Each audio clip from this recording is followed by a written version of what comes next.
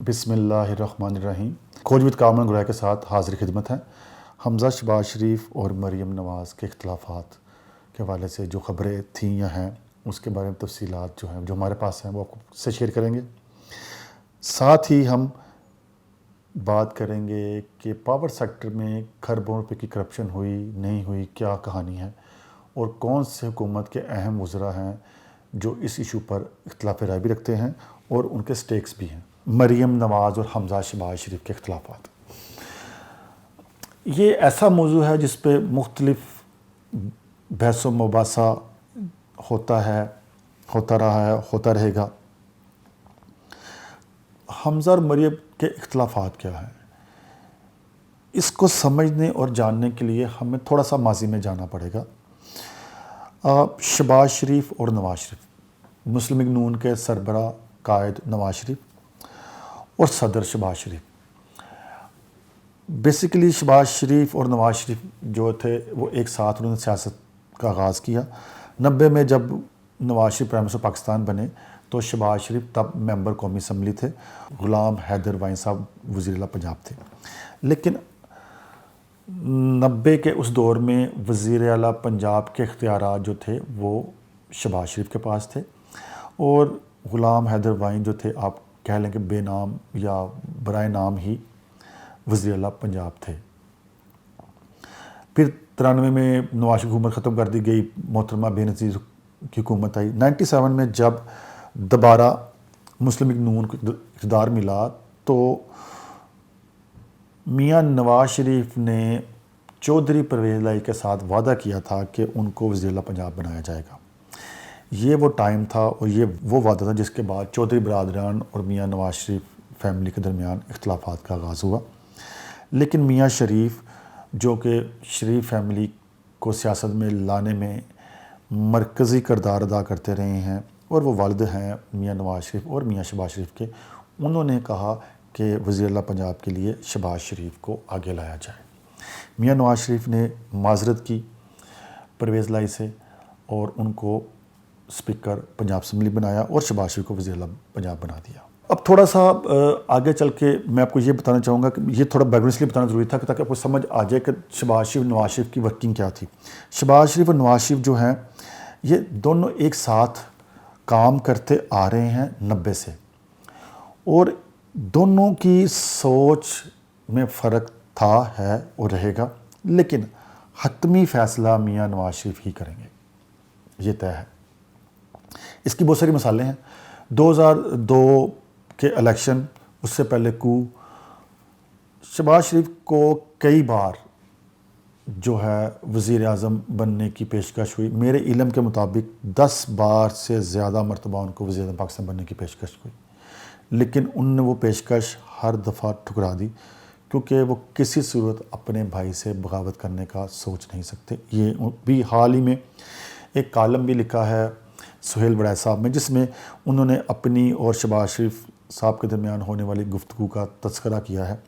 اس میں بھی انہوں نے اس بات کی نشاندہی کی ہے۔ سابقہ وزیر اعلیٰ پنجاب شہباز شریف جو ہیں وہ بہت اسٹریٹ فارورڈ یہ بات کرتے ہیں کہ ان کے گھر کا سربراہ جو ہے میاں نواز شریف ہے، اور میاں شریف نے اپنی زندگی میں ہی میاں نواز شریف کو گھر کا سربراہ بنا دیا تھا، اور حتمی فیصلہ وہ کریں گے۔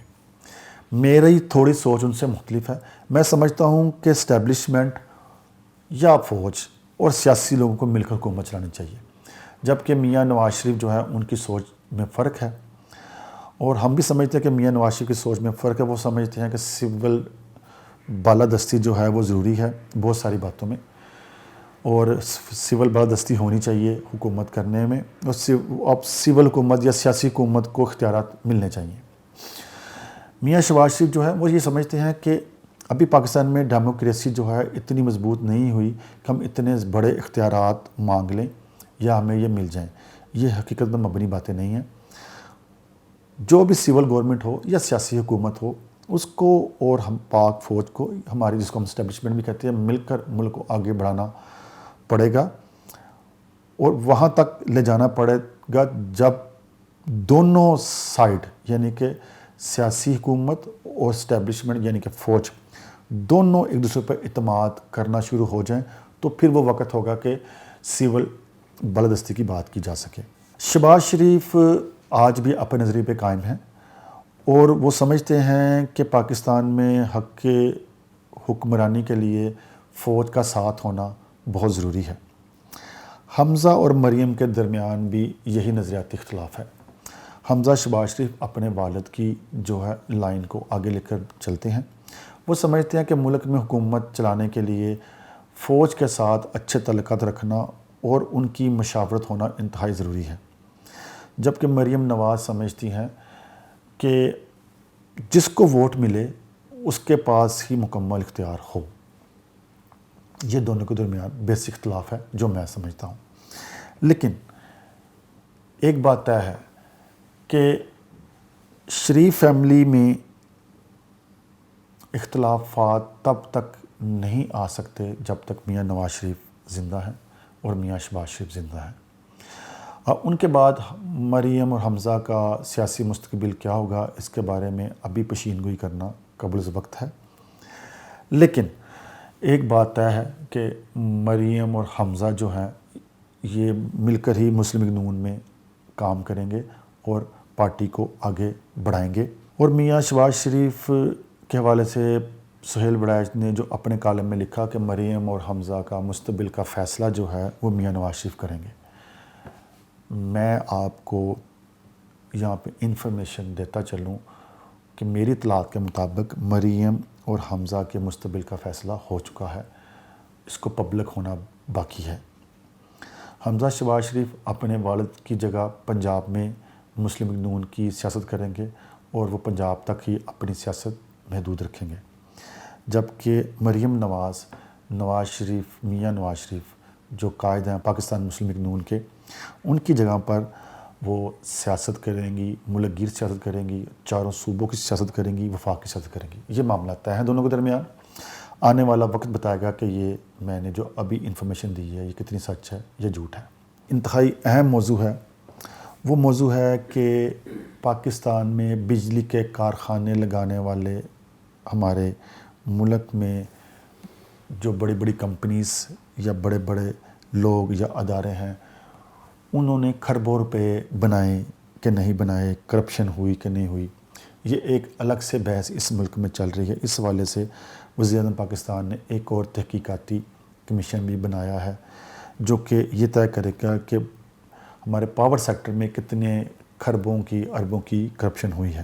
اچھا، اس ساری صورتحال میں بھی جہانگیر ترین صاحب کا، خسرو بختیار کا اور مختلف لوگوں کا نام آ رہا ہے۔ اس میں ایک پٹرولیم کے ان کے آپ کہہ لیں ایڈوائزر بھی ہیں، میں شاید غلط نہیں کہہ رہا، پٹرولیم کے یا پاور سیکٹر کے ایڈوائزر ہیں، بابر صاحب سم تھنگ، ان کا نام بھی آ رہا ہے۔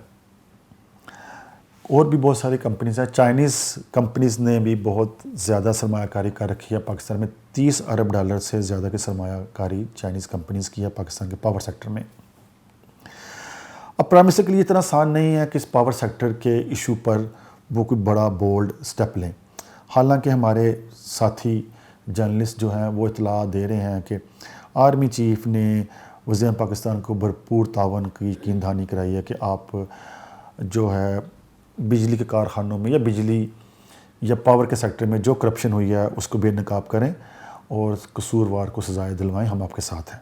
مجھے یہاں پہ تھوڑا سا یہ محسوس ہو رہا ہے کہ کہیں یہ جتنی بھی کرپشن کی کہانیاں آ رہی ہیں، کہیں یہ وزیر اعظم پاکستان کو کہیں نہ کہیں پھنسانے کی، کہیں نہ کہیں ان کو گرانے کی کوئی سازش تو نہیں؟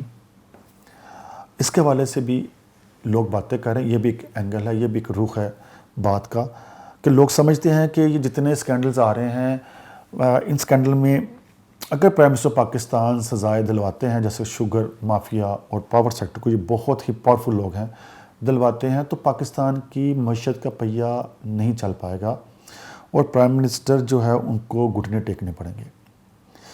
دوسری یہ بھی لوگوں کا موقف ہے کہ پرائم منسٹر پاکستان جو ہیں وہ شاید ان کو اندازہ نہیں کہ یہ ساری سازش کیا ہو رہی ہے، ان کو اندازہ نہیں کون خبریں لیک کر رہا ہے، کون رپورٹر لیک کر رہا ہے، کس طرح رپورٹیں لیک ہو رہی، چونکہ وہ سمجھتے ہیں کہ جتنی بڑی ہائپ میڈیا میں ہے اتنی بڑی بات نہیں، بلکہ پرائم منسٹر کے قریبی لوگ تو یہ بھی کہتے ہیں کہ پرائم منسٹر نے یہ آٹے اور شوگر والی جو رپورٹ آئی تھی اس کو اپنے پاس رکھا تھا، اور اس رپورٹ کو انہوں نے ابھی ریلیز نہیں کیا تھا، لیکن رپورٹ لیک ہونے کے بعد مجبوراً ان کو یہ ٹویٹ کرنا پڑ گیا کہ جی ہم نے رپورٹ ریلیز کر دی ہے۔ اچھا، یہاں پہ ایک بہت اہم بات میں آپ سے کرتا چلوں۔ خالد انیس صاحب یہ وہ ایف آئی اے کے آفیسر ہیں جنہوں نے جنگیر ترین کی آفس جو لاہور کینٹ میں واقع ہے وہاں پہ چھاپا مارا اور ریکارڈ حاصل کرنے کی کوشش کی۔ ان کے چیف اکاؤنٹنٹ نے وہاں ان کو ریکارڈ نہیں دیا۔ میں یہ بات یہاں پہ اس لیے کر رہا ہوں کہ جنگیر ترین کا نام شوگر میں بھی ہے اور پاور سیکٹر میں بھی ہے، بیکاز ان کی جو شوگر کمپنیز ہیں وہاں پہ بھی بجلی کی پیداوار ہوتی ہے اور وہ حکومت کو بجلی بیچتے ہیں۔ جنگیر ترین کے بارے میں، ان کی کمپنی کے بارے میں اور دیگر شوگر ملوں کے بارے میں یہ اطلاعات ہیں جو ایف آئی اے کے لوگ بتاتے ہیں مختلف ذرائع سے اور آف دی ریکارڈ گفتگو کرتے ہیں کہ جو چینی ایکسپورٹ کی گئی افغانستان، دراصل وہ چینی صرف پیپروں میں ہی ایکسپورٹ ہوئی، وہ چینی جو ہے افغانستان نہیں گئی۔ بعد میں جب حکومت پنجاب کی طرف سے شوگر انڈسٹری کے لوگوں کو جنہوں نے افغانستان میں چینی ایکسپورٹ کی ان کو پیسے مل گئے، یا آپ کہہ لیں کہ سبسڈی مل گئی، اس کے بعد انہوں نے وہی چینی مہنگے داموں پاکستان میں دوبارہ بیچ دی۔ تو اس جو ہے اینگل کو بھی دیکھ کر جو ہے وہ تفتیش ہو رہی ہے۔ جس ایڈیشنل ڈائریکٹر کو ان کے عہدے سے ہٹایا گیا ہے ایف آئی اے کے، باجوہ صاحب ان کا نام ہے، ان کا پورا نام ہے سجاد مصطفیٰ باجوہ۔ سجاد مصطفیٰ باجوہ صاحب، ان پہ الزام یہ ہے کہ یہ تمام انفارمیشن جو تھی وہ شوگر مافیا کو دے رہے تھے، دراصل وہ تمام انفارمیشن جنگیر ترین صاحب کو دے رہے تھے۔ جنگیر ترین صاحب کو بتا رہے تھے کہ کیسے ان کے خلاف حکومت کارروائی کر رہی ہے۔ اچھا، یہ بڑی مزے بات ہے، باجوہ صاحب کون ہیں؟ ان کے بارے میں تھوڑی سی میں بات کرتا چلوں۔ باجوہ صاحب جو ہیں، ان کے والد 88 میں جو مصطفیٰ باجوہ صاحب جو ہیں وہ چک جھمرا فیصل آباد کے پاس سے ممبر قومی اسمبلی منتخب ہوئے، اور انہی کے ٹینیور میں جب محترمہ بے نظیر بھٹو پرائم منسٹر پاکستان تھی، ان کے بیٹے کو جو ہے ڈھاکزم پر یا ڈھاک پر آپ کہہ لیں کہ ایف آئی اے میں لگایا گیا۔ بعد میں مسلم نور کی حکومت آئی تو ان کو ہٹا دیا گیا، لیکن بعد میں پھر جب محترمہ کی 93 میں حکومت آئی ان کو دوبارہ بحال کر دیا گیا۔ تو بیسیکلی باجوہ صاحب کا تعلق بھی سیاسی جماعت سے ہے، سیاسی گھرانے سے رہا ہے، تو ان کے سیاسی لوگوں سے رابطے ہیں۔ وہ یہ بتا رہے تھے کہ کس قسم کی تحقیق ہو رہی ہے، کس قسم کی چیزوں کی تحقیق کی جا رہی ہے، 12 شوگر ملیں کیوں ان کا انتخاب کیا گیا، اس کی تمام وجوہات جو تھی وہ ان کو بتائی جا رہی تھی۔ بہرحال ہم پاور سیکٹر کی طرف واپس آئیں گے۔ پاور سیکٹر میں بھی جنگیر ترین صاحب، خسرو بختیار صاحب، چائنیز کمپنیز، منشا گروپ، اس کے علاوہ اینگرو گروپ اور کچھ دیگر ادارے جو کہ پاور سیکٹر میں کام کر رہے ہیں اور پرائیویٹ سیکٹر میں وہ بجلی بنا کر حکومت کو بیچتے ہیں، ان کے حوالے سے جس قسم کی اطلاعات آ رہی ہیں، میری اطلاعات یہ ہیں کہ سب سے بڑا جو ایشو وہ یہ تھا کہ تیل کی مد میں کتنی چوری ہوئی، جو کہ پی ایس او اور دیگر جو تھے اعلیٰ حکام جو حکومت کے تھے، وہ زیادہ تر پیپلز پارٹی کے دور میں وہ سارا کھیل کھیلا گیا۔ اس کے بعد بہت سارے پاور پلانٹس کو گیس پہ کنورٹ کر دیا گیا۔ بہرحال پاور سیکٹر کے حوالے سے جو اطلاعات آ رہی ہیں اس کے بارے میں مزید آگے چل کر بات کریں گے، لیکن یہ طے ہے کہ پاور جو سیکٹر ہے وہاں بھی کہیں نہ کہیں پرابلمز ہیں، وہاں بھی کرپشن اور دیگر برات کی کہانیاں ہیں۔ اس کا بھی آئندہ چند روز تک رزلٹ سامنے آ جائے گا۔ بہرحال آخر میں یہ ضرور بات کروں گا کہ پرائم منسٹر پاکستان کو چاہیے کہ وہ جو بھی قدم اٹھائیں بڑی سوچ سمجھ کے اٹھائیں، کیونکہ ان کے پاس اب شاید غلطی کی گنجائش نہیں ہے۔ بہت شکریہ۔